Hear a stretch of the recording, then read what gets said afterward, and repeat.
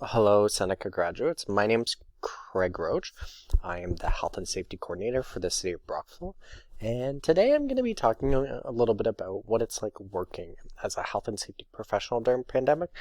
But I'm also going to talk about my experiences starting my career as not only a health and safety professional, but as an HR professional and some of my experiences and um, I guess, tips or recommendations that I think might be helpful for those of you who are starting off fresh as well. So, a little bit of my bio. Um, so, as I said already, my name is Craig. So, I'm a graduate from both the Human Resources Management as well as Health and Safety programs from Seneca College. I did an undergrad at Mac way back in 2014. After graduating, wasn't really sure what I wanted to do. Knew I loved working with people. I love problem solving. And I knew that at some point I really wanted to work for a government organization, but I wasn't really quite sure. And when I was applying for school, I kind of fell upon human resources after doing some employment quizzes. I graduated back in 2016 and wrote my CHRP designation back then. I had a really wonderful experience at the school, met some wonderful people who I'm still in contact with. So for many of you, don't forget to stay connected with those who you're working with right now because they will be your peers. And they might even offer, you never know, like you might be working with them for some day or wanting to share a job or resources with them. So make sure you don't burn your bridges. I also, after graduating from that program, was feeling like I wanted to learn a little bit more about unionized environments. So I went and did the MIR program, which is the Master of Industrial Relations at Queen's University in 2018. And after finishing that, I went back and I did the Health and Safety program back in, well, I guess I graduated, in 2020 from Seneca College, which is where I am working right now. So sometimes life gives you a few hurdles and you have to try a lot of different things to figure out what you like. But I have to say I don't regret any of my schooling, and I think everything that I've learned from Seneca still follows me to this day. I have my CHRP designation, and I'm also going to be working towards my health and safety designation as well. I currently work as the health and safety coordinator for the city of Brockville, which has been pretty cool.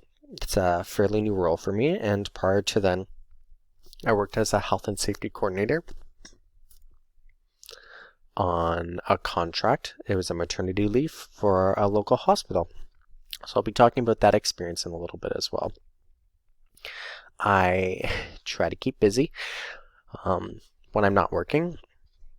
I do sit on a couple boards, so I'm part of the local HR chapter, which I highly recommend for any of you if you're looking for a cool way to get involved.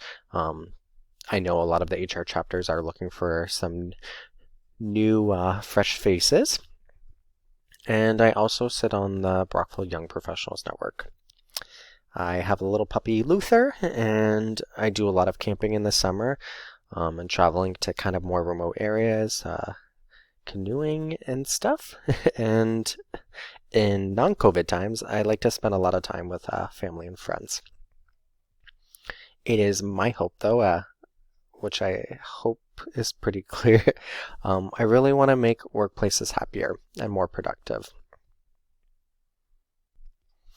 So, as I said already, I started my career off essentially working in healthcare. I started off on a maternity leave of the health and safety coordinator of my local hospital, just as kind of like a way to get my foot in the door. For any of you who are very cautious and averted to contracts, I do recommend if you're looking to get into a really niche area, contracts are amazing because you're able to obtain a lot of the work experience that job descriptions require and you're able to do it for like a good amount of time. So I was able to get a year of experience working as a health and safety coordinator in healthcare, which is really hard to do. And to be quite frank, the only way I think I would have gotten it is on a contract. So for any of you that are scared, there are some upside of contracts. It gives you really good experience in a short amount of time in an area that is, it's very difficult to get into. In talking about what it's like working in a hospital during a pandemic, I think it became pretty quickly apparent that despite a lot of the organization's emergency preparedness, so a common element of hospitals is they do a lot of pandemic planning as an extension of the SARS pandemic. So there are plans put out for different types of outbreaks and how the organizations are going to plan for them. And it became very quickly apparent with COVID-19 that it didn't matter how much planning we did, we weren't ready for this. I think the first thing I want to talk about is emotionally. You could sense a lot of tension from staff. There's a lot of fear about not having enough supplies, a lot of fear because we really didn't understand the mode of transmission for COVID-19 at first. A lot of staff were almost distrustful of each other. At one point, there was a lot of theft in terms of PPE. We had even members of the public coming in and stealing boxes of masks. So after this all started to happen, when initially our supplies were getting depleted fairly quickly, we started to move a lot of our PPE underneath I don't want to say lock and key, but it was definitely more controlled. And in the morning, we would give each staff member a mask upon entry. They would do their screening.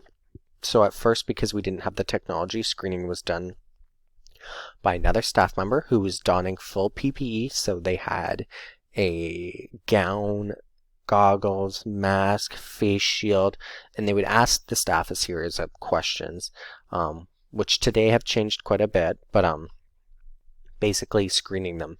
And if they failed, staff were sent directly to or referred to our occupational health department, where they were then swabbed and essentially weren't allowed to work until they could come back with a clear test result.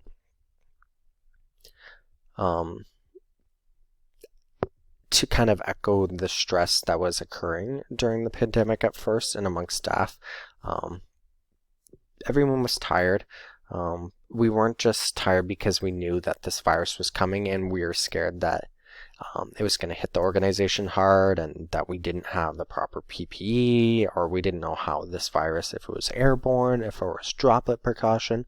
But a lot of us also didn't have the answers. Management wasn't sure when we were getting more PPE. Our PPE vendors weren't as consistent as normal. And it wasn't just our hospital, but all hospitals across the world have essentially increased their burn rates for PPE as well as cleaning supplies. So we had to be very strategic about how things were used at first. And when staff weren't able to get access to PPE, mask, cleaners as much as they could before, you could see how frantic and concerned they were. So there was a lot of, I guess, emotional labor that goes into this, because it's an inherent aspect of our job. When people became nurses or doctors, they signed up for working in these kind of environments. And despite this, it really shook a lot of people. Physically, you could see that a lot of staff were overworked. When we first had to prepare for the organization for the potential influx of clients, we had to create an additional COVID unit, and that was for non-ICU or more acute care patients if we had like a lot of COVID patients come in where they would be staying. So the hospital actually converted an old maternity ward which was converted into office spaces back into additional beds. So we added 20 beds there.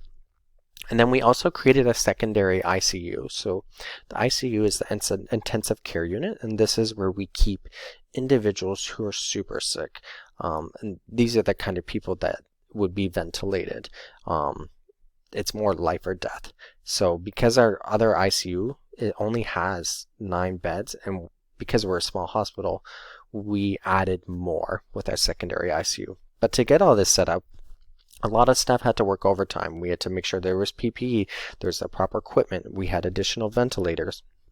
We were working with a lot of local organizations, even the vet clinics, to get this all organized and coordinated. Another big thing for our hospital is we were actually going through the middle of a redevelopment project where we were combining 2 hospitals into one. So COVID literally could not have happened at a more worse time. So half the building was under construction, which added additional stress for staff who were receiving training to use all the new equipment. A lot of staff were learning new processes because they worked at a different hospital and they were being brought over to this one. But there's also a big change in culture too, because the way that hospital operated and ours operated, it was just different. The one organization had been running for over 100 years, and ours was a lot newer. So there was a big change there as well. And we had to coordinate this all at the same time. So when we were providing training, instead of doing large class sizes, we had to shrink everything down to something that was more manageable. There also, for many of you who don't know already, there's a growing nursing shortage across Canada. And a lot of organizations are struggling more and more to fill vacancies. So all this stress is just layering itself on top of each other. So for many staff, or for many hospitals that were already struggling to meet their staffing levels, the pandemic just added that extra layer of stress.